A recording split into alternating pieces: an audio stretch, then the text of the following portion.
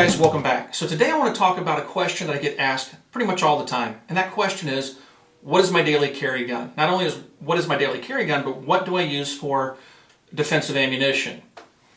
Well, if you've watched my channel for some time, it probably will come as no surprise to find out that my daily carry, for the most part, is a Glock 19. Now I also carry other handguns periodically. I do like the 1911, and a pocket carry gun, you'll find me with my CM9. But as a general rule, this is the handgun that will be on my side most of the time. Now, I've avoided talking about what my daily carry handgun is, mostly because it's kind of one of those things where everybody on YouTube or on the internet seems to be somewhat divisive. You have a bunch of people that are deathly loyal to brands, and I'm not one of those people. I am loyal to companies and brands that take care of me, but I'm not deathly loyal to a particular brand or company. If something is wrong with a particular firearm, a particular design, I'll say so. I don't pull my punches. So when I talk about the Glock being my daily carry, I haven't brought it up before simply because people love to rip on Glocks. They'll automatically associate you with other people on the internet that drink the Kool-Aid. You won't see me wearing Glock hats, Glock shirts. I don't have a Glock range bag. I'm not a Glock head, if you will. I do respect the Glock handguns. I think that they're very well made, they're well engineered, they're super simple, and I'll go into that here in a few minutes as to why I choose the Glock over competing designs. Now I'll also say that the Glock hasn't always been a favorite handgun of mine.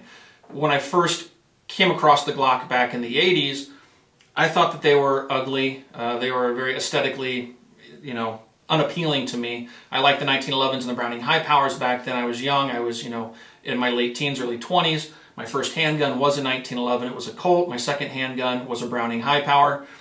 I just didn't care for the look of the Glock. My buddy bought one. We played with it. We shot it. It started to grow on me, but it was still an ugly plastic gun. And back then, it really was kind of, it was kind of the first of the kind. Yes, HK had a polymer framed handgun, but the Glock really set everybody on their ear in the firearms world. I wasn't a big fan. I did buy one later on. I shot it. It still wasn't my primary carry, but as I shot it more and more, I discovered that the Glock 17 was a handgun that fit my hand very well. I shoot the handgun very well. There's two handguns in this world that I shoot the best, a 1911 and a Glock 17, and a Glock 19 by proxy. But they just work for me. Now, I didn't always think that was the case. When I first fired my first Glock, I thought the grip angle was a bit odd. The Glock does have something of an untraditional feeling grip. The trigger definitely takes getting used to. The first generation Glocks, definitely had a different feel to them. They've now, changed the grip somewhat. They've added different texturing. They have the finger grooves. They've definitely improved the feel of the gun. So I didn't always like the Glock, but it's grown on me, and today I have quite a few Glocks. Most of them are 9mm. The 19 and the 17 are my favorite. I also have a Glock 21 SF, which is another handgun that I will carry periodically. But I settle on the Glock 19. And this isn't my only Glock 19. This just happens to be the one that I currently carry. Now, I choose the Glock 19 for a number of different reasons. First of all, it has that grip that fits my hand so well. Again, I shoot the Glock so well that it's just almost silly. If I can see it, I can hit it. And it's just very comforting. I don't have to think about hitting the target with the Glock. It works for me. The 19 shares that same characteristics with the 17. The 19, you'll notice when it sets in my hand, I actually have all my fingers on the grip. You take a look at some of the other subcompacts on the market, like the M&Ps, very good guns, I like them, but the super compacts, they have to have a grip extension for you to get your pinky on the pistol. The 19 fits my hand, so it's about as small as I'd want a gun. It still shoots just as well as the full size. It has just a fraction of an inch off the front, a little bit off the grip. It reduces the printing size and makes it more comfortable to carry. So I really like the Glock 19. I also like the Glock 17. This is the one, not the one, as in I still have that one in the safe. I'll have to break it out for you guys later. But this is the particular design that I originally came to love in terms of the ergonomics and the shootability.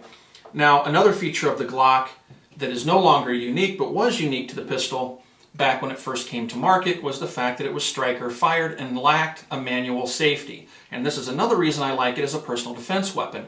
Yes, I do believe that the Glock is more dangerous than other handguns, double action handguns, for example, or even the 1911, which can be carried cocked and locked. A manual safety, in my opinion, does make a gun more safe. However, with enough practice, firearms like this Glock, while more dangerous, potentially more dangerous, they also have the added benefit of being very fast and simple. Fast into a fight and simple to use. If something goes wrong, there's not a whole lot of things that you can do to screw things up any worse. If the weapon malfunctions, you simply grab the slide, pull it, and you're back in the game. What I just did, for example, on a Beretta M9, you grab the slide, pull it to the rear, the slide mounted safety can become engaged when you let it go. You've just dropped the hammer and put the weapon back on safe. You go to pull the trigger, nothing's there. You have to think about it, flip the switch, and then go back to fighting. The Glock doesn't have any of those shortcomings. The Glock is very, very simple. Now, there are a few things about the Glock that I don't like, but things that I choose to live with. The fact that the safety, if you can call it that, is on the trigger, in my opinion, is a lot like putting a brake on a gas pedal, right? It makes no sense. I don't consider this dingus on the trigger to be a safety. I just consider it to be an inconvenience. The gun would be just as safe without that lever, in my opinion. And I say that because there have been a number of reports of people, police officers, civilians carrying these firearms that have accidents. I'll show you. I haven't had the problem with this Raven holster, but this will show you the problem that can be had if you're not careful with the design of the holster. Now, Serpa did have this problem. They've since rectified it. But say that you're going to holster your firearm. If you get anything in that trigger, you can cause the weapon to fire. Now, I'm not able to actually just get the Raven to do it. You'll notice that I just hit the trigger and it caused the striker to fire. Now, you have the holster on. You're going to holster the weapon. You want to make sure that you come in at a straight angle and you don't come in at the side and hit the trigger. You also want to be careful with the cover garment. If you have a jacket covering it and you have a string, a cinch string at the bottom of the jacket, that cinch string can fall into the trigger guard. You go to seat the pistol in the holster, cinch string is in the trigger guard, you push, bang, gun goes off. It's happened more than once. It happens pretty much, I hate to say, all the time. It's something that you have to be very concerned with. One of the things that you always see me do with the Glock, people teach you to keep your finger extended across the frame like this for safety reasons. With the Glock, you'll notice when I holster it, my finger goes and covers the trigger guard, and that's to keep anything from getting into that trigger guard while I'm holstering the pistol from this side, things like something from a cover garment. Anyway, I digress. So there are certain features to the Glock pistol that I don't like, but those are trade-offs because, again, the gun is very fast and very simple to use. It's quick into a fight. When I go to draw the weapon, I don't have to worry about disengaging a safety. I don't have to worry about accidentally engaging a safety. The gun simply it's so simple, it's just point and pull the trigger and it fires. So in my mind, that's a benefit to the firearm, but to a novice or somebody that's not properly trained or doesn't practice with their firearm regularly, it can become something of a liability. So anyway, enough on the Glock. I like the Glock series pistols. I prefer them for daily carry, but they're not the only pistols that I'll use, but 99% of the time you'll find me with a Glock 19 on my side.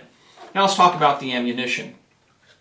The ammunition that I use, it changes like the wind, right? But right now I have access to gold dots, 147 grain law enforcement gold dots. And I'll show you the box here. I picked this up from my local dealers. A couple of reasons I've chosen the 147 grain gold dot ammunition. First of all, gold dot is a good hollow point round. It's a good hollow point in that it has good expansion. It's a reliable expander, and Spear makes good stuff. I've chosen the 147 grain. I like the 124, but the 147 grain I'll also carry because right now my local dealer has a stock of this stuff that they've picked up for good prices, and it comes in 50 round boxes. Why that is important to me is because I believe wholeheartedly that you must train with the ammunition that you're going to carry in the firearm. I also have, since I've been carrying these 147 grain rounds, I also have a whole bunch of 147 grain jacketed rounds that I use for training that I load to similar ballistics velocity-wise that I can shoot reloads to practice when I don't want to shoot $30 a box ammunition. But it comes in 50 round boxes, which means I can load with one box, I can load up several different magazines for carry. It also means that I can buy it in bulk and I can use it for practice. It's low cost enough where I'm paying about 32 bucks for a box of 50. You'll pay upwards of 25, 30 bucks for a box of 20 for some competing hollow points that are used for defensive carry. So that's why I choose the 147 grain gold dots, and I think I've explained why I carry the Glock 19 or occasionally the Glock 17, as you'll see in leg holsters in my video. You'll also see me with the 1911 and a Serpa, but this is another handgun that you'll see on my side quite often in my videos. If you have any questions about my particular firearms of choice for carry, feel free to post those questions on our Facebook page. You can reach us on Facebook at www.facebook.com/military arms. Feel free to pop by, ask questions. I literally try to answer every question that's asked on our Facebook page. You can also post those questions here on our YouTube channel, but I don't always get to answering those questions. I get an awful lot of comments every day. Thanks for watching, everybody, and I'll talk to you guys soon.